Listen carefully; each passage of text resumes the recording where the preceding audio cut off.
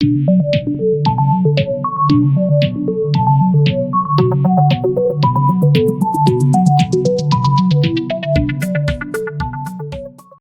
to Overserved.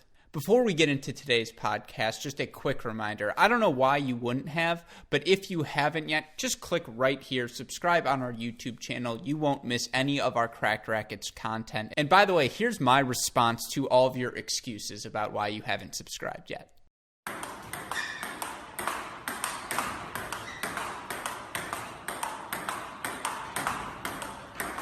My quarantine beard is shined and polished. You have subscribed to our YouTube channel. With that, let's start the show.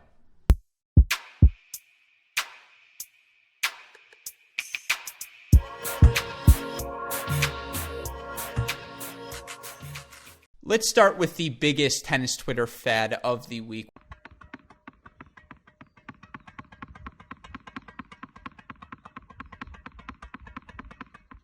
So, of course, Federer issued a challenge and the people responded. We put together a montage of some of those people, whether they be players or celebrities, attempting to volley against the wall. Some of them got creative, some of them a little bit less so. You can be the judge. Westhoff, let's roll that montage now.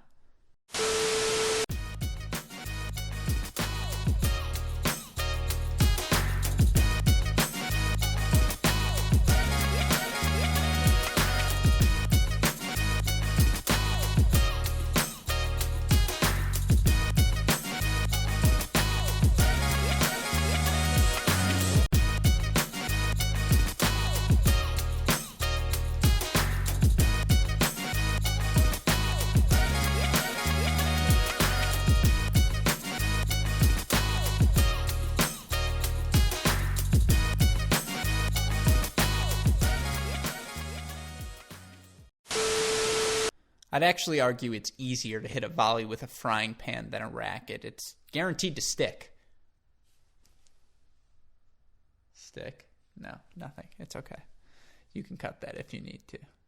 Of course, there's one man who's challenged Federer numerous times and fallen short, and he wasn't having any of that. Again, Andy Roddick firmly rejecting Roger Federer, saying, "I do the backboard challenge, but as you know as well as anyone, I don't like to volley." And in fact, we're actually going to be talking about Andy Roddick's game, and we'll say his lack of comfort at the net in a new series called The Belt, which we're releasing this week in podcast form at Cracked Racquets. Of course, again, you've already subscribed, so you're not going to miss it.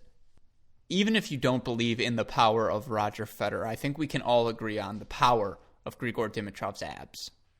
Okay, so maybe you can join us for like a six-pack abs day. We've never had one, so maybe you can lead that too one day.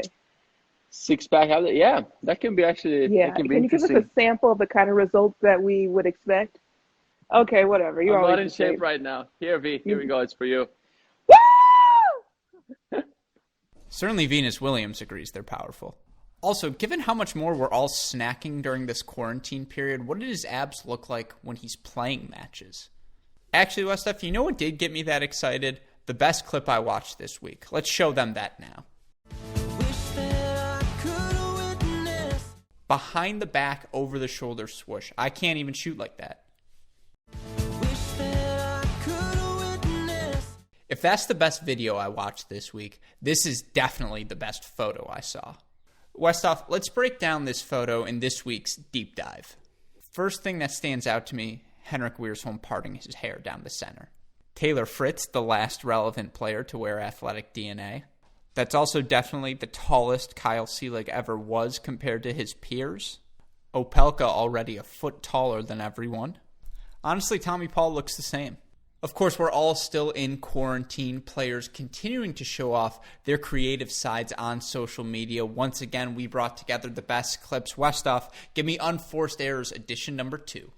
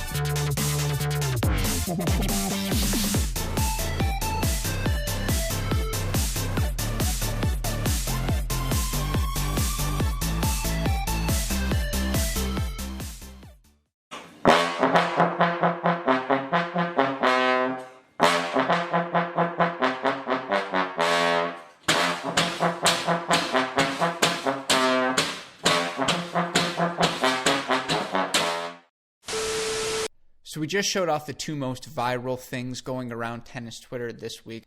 I want to show you now my favorite challenge going around tennis Twitter.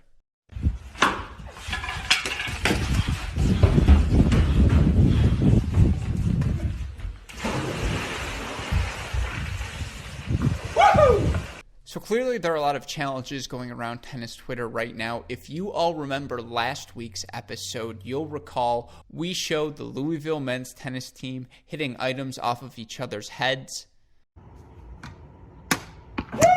Here's some of our other favorites from this week on Twitter. Today I'm gonna test my tennis accuracy by attempting to hit an apple off of my sister's head. Thank you, Maggie, for letting me do this, and let's go.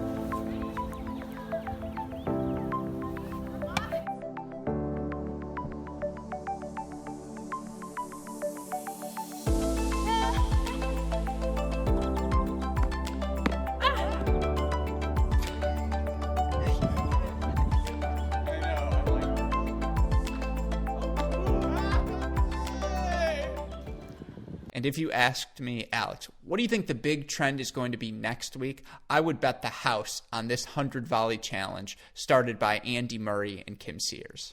Hi everyone, I'm here with my wife Kim and we're going to attempt the 100 volley partner challenge. I'm using a kid's racket though. If it goes, that's my excuse.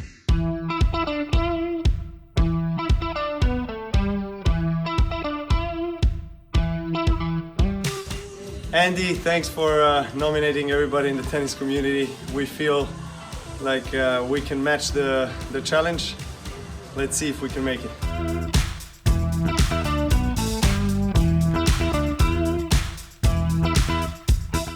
Okay, Andy and Kim, my daughter Victoria and I accept your challenge.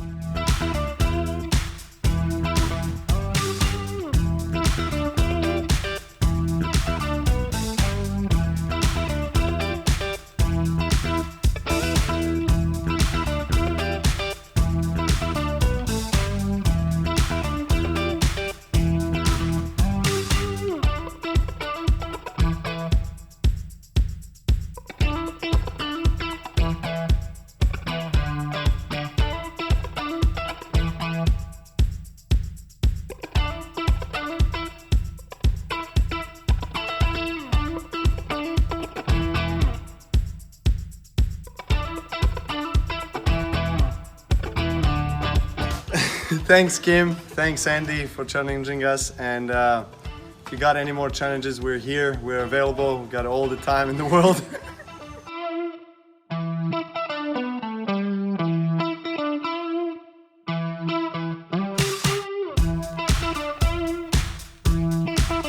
We're calling out everyone in the tennis community and their partners to try the 100 volley challenge. We haven't hit it yet, but it's that time of the show. Let's give you all an update on what Stan Wawrinka's up to on social media. As if it wasn't good enough already, Stan Wawrinka upping his game this week, bringing on the colorful Benoit pair for an Instagram live show that quickly got out of hand. The rough translation from our friend Bastian Fashan. Wawrinka, ever had sex an hour before a match? Pair. No. Yes. Wawrinka, where, when, how, with whom? Pair. I'm not saying more. Wawrinka, at least a city? Pair. There's many cities. Wawrinka, say just one. Pair. Paris. Wawrinka, so you had sex in the locker room? Pair. No, because, in Paris the hotel is close. You want to talk about an overserved conversation? Bravo to you guys, my friend. Last thing before we wrap today's show, we have been trying to highlight the many things tennis players across the globe are doing to help step up in the fight against coronavirus.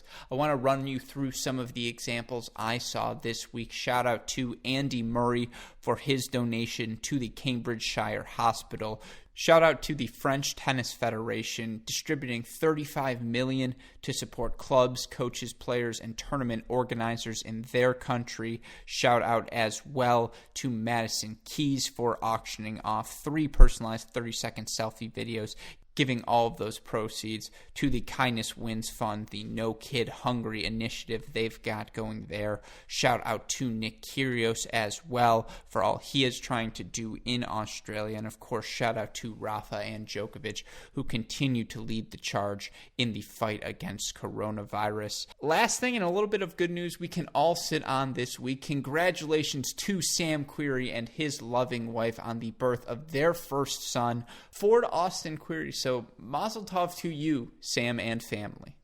So that'll do it for this week's episode of Overserved. We want to give a shout out to all of those content creators out there in the tennis world. They continue to give us stuff to make these episodes here on Overserved. And if you've missed any of our previous episodes, again, just click right here, subscribe. You won't miss anything moving forward. You won't miss our newest episode of CR Classics, where we break down the best matches in tennis history. We weave in highlights from those matches as well. I might even give away what match we're covering this week on our newest episode. I'll give you a hint. It involves an American from the late 90s, early 2000s. That's what I'll give you for now, so be on the lookout for that. Be sure to also go check out our updated edition of The Belt, the article series that looks at the best American male player at any given point in the Open era. You can find those episodes on our YouTube channel as well as our various podcast platforms. And of course, you can find all of our content on our website, crackedrackets.com. Shout out to the super producer, Daniel Westoff, who just keeps cranking it out. You know it, folks. He has of an editing job to do. But for now, you've been watching Overserved.